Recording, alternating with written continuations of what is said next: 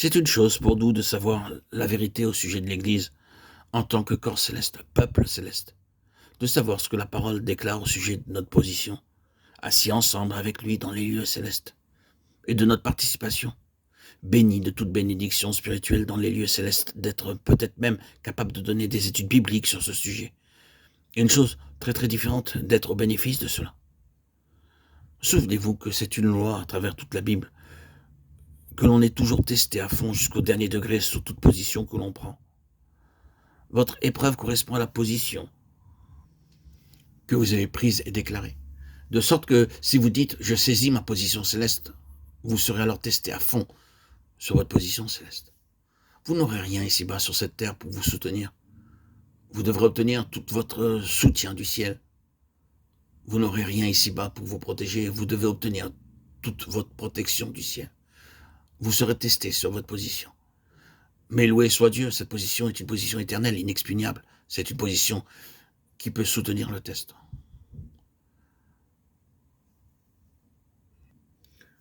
Peut-être vous vous posez la question. Quelle est la différence entre la domination, le gouvernement céleste d'à présent et celui de l'ancienne dispensation? Car les cieux dominaient alors. Dans les jours de Daniel, les cieux dominaient. Lisez Daniel au chapitre 4, verset 26, verset 17, 25, 32. Oui, ils dominaient dans l'ancienne dispensation. Mais quelle est la différence? Cette question ouvre tout grand une immense porte. Et toute cette lettre aux Hébreux y répondra. C'est la grande différence entre une dispensation purement terrestre et temporelle et une dispensation qui est éternelle, céleste et spirituelle. Cela englobe toutes les différences qui sont mentionnées dans la lettre aux Hébreux, la lettre qui parle des choses meilleures. Dans le gouvernement céleste du Fils de l'homme, on entre dans quelque chose tellement meilleur que la souveraineté générale de Dieu dans l'ancienne dispensation. C'est une question bien trop immense pour que nous la considérions. En effet, ce n'est pas des anges que Dieu a soumis le monde à venir dont nous parlons. Or, quelqu'un a rendu quelque part ce témoignage. Qu'est-ce que l'homme? Hébreux 2, 5, 6. Ce qui est en vue est la soumission à l'homme de la future terre habitée. Le Fils de l'homme en qui, en tant que premier, se trouve réalisée toute l'intention divine concernant l'homme, sa création même. Ce serait profitable à ce point d'entreprendre une étude détaillée de la lettre aux Hébreux.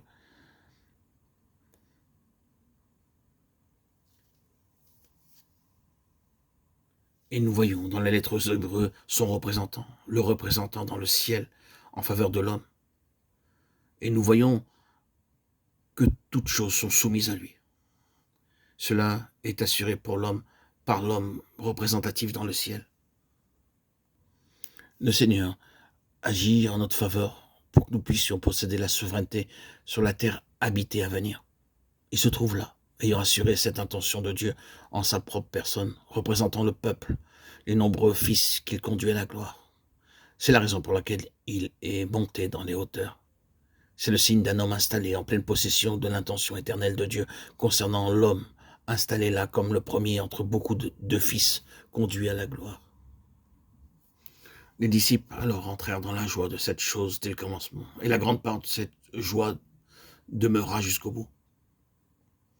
Mais il est évident que parfois ils eurent une réelle bataille sur cette question. Ce sujet est très scrutateur. Ils durent combattre pour maintenir cette base, à savoir que Jésus est Seigneur. Des conditions ont nécessité une très forte affirmation de cette réalité, une détermination et la déclaration en dépit de tout qu'il est Seigneur. Ce n'est pas du genre romanesque, c'est du domaine du désespoir. Et c'est pourquoi l'apôtre dit tenir ferme, résister et tenir ferme après avoir tout surmonté. Ou nous avons à lutter dans les lieux célestes et tenir ferme là, avec lui.